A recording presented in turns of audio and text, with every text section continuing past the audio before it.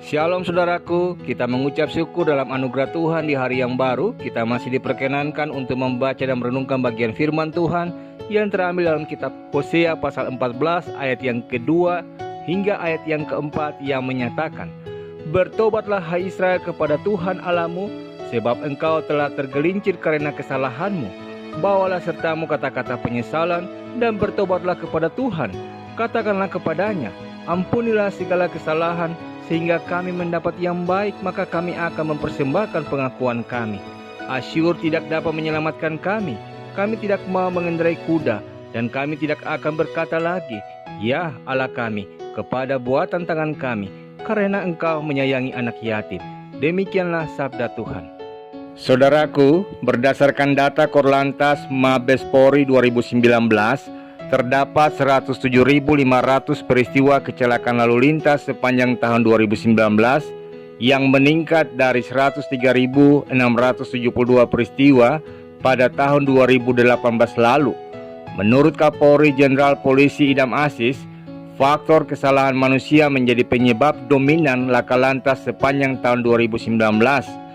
Sekalipun di jalan raya saudaraku, kecelakaan dapat terjadi pada siapapun. Namun kecelakaan lalu lintas yang paling mematikan justru oleh karena kecelakaan tunggal, yakni kecelakaan yang melibatkan satu kendaraan saja. Misalnya entah menabrak pohon, tembok, terperosok ke jurang, sungai, atau karena lubang jalan raya dan sebagainya. Kecelakaan tunggal ini bisa terjadi karena faktor eksternal seperti minimnya penerangan, jalan rusak, atau internal juga seperti pengendaranya ngantuk, lelah, sakit, bannya meletus, remnya blong, dan lain sebagainya. Korban kecelakaan tunggal juga biasanya tidak bisa menuntut secara hukum karena ia sendiri yang mengakibatkan kecelakaan, ia sendiri yang harus bertanggung jawab.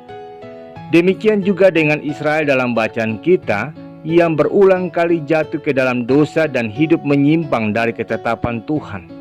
Mereka jatuh dalam penyembahan berhala, kesombongan, dan hidup mengejar materi. Mereka pun meninggalkan Tuhan dan celaka. Namun di ayat yang kedua saudaraku, dikatakan itu adalah dalam tanda petik kecelakaan tunggal. Israel tergelincir karena ulahnya sendiri. Mereka tidak bisa menyalahkan Tuhan atau orang lain. Di dalam kitab Yakobus pasal 1 ayat 14 pun berkata, manusia dicobai oleh keinginannya sendiri. Tapi berapa banyak orang berkata, ini cobaan dari Tuhan saat masalah menimpa mereka. Memang kadang Tuhan mengizinkan pencobaan itu terjadi, namun bukan Ia yang mengadakannya saudaraku. Karena itu jikalau masalah datang, ada banyak pergumulan yang kita hadapi. Mari terlebih dulu kita introspeksi diri kita. Kita periksa diri kita masing-masing. Apakah kita memang sudah bertindak baik dan benar, atau kita sudah menyimpang dari jalan Tuhan sehingga kita jatuh? Namun demikian saudaraku, berita baiknya ialah meskipun Israel jatuh karena kesalahannya sendiri, Tuhan tetap membuka pintu pertobatan bagi hidup mereka. Tuhan bahkan mau memulihkan keadaan hidup mereka.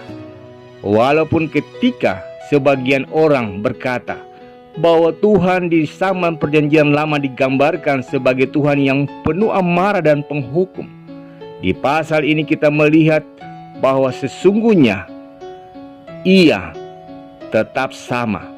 Sesungguhnya Ia tetap begitu mengasihi umat manusia. Ia rindu kita yang bertobat dan kembali kepadanya dari segala dosa-dosa kita. Ia rindu memulihkan kita yang sudah memberontak dan menyakiti hatinya. Karena itu saudaraku, jangan pernah menunda, jangan pernah sia-siakan panggilannya.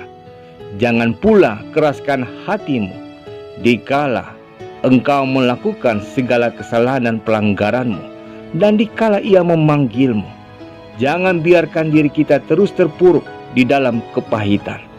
Kembalilah ke jalannya, kembalilah ke dalam dekapannya, sehingga anugerah Tuhan, berkat Allah menaungi hidup kita. Amin. Saudaraku, mari kita sehati dalam doa. Bapa yang mulia, kami mengucap syukur oleh karena firman-Mu yang senantiasa mengajarkan dan mengingatkan kami dari waktu ke waktu. Berkenan kiranya Tuhan mengampuni kami, dikala kehidupan kami dari waktu ke waktu pun hidup dalam kesalahan, pelanggaran dan dosa yang kami lakukan. Kami mohon ampun ya Tuhan, jikalau kehidupan kami pun senantiasa tidak menjadi berkat bagi orang lain, bahkan terkadang diakibatkan oleh lisan dan laku kami sendiri.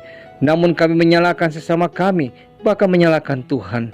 Ampuni kami ya Tuhan, agar kami dimampukan senantiasa hidup dalam kasih dan kemurahan Tuhan, sehingga kami boleh melihat bagaimana pertolongan Tuhan yang tak pernah berkesudahan, sehingga anugerah berkat Allah boleh nyata dalam kehidupan kami. Demi Kristus Yesus kami berdoa. Amin.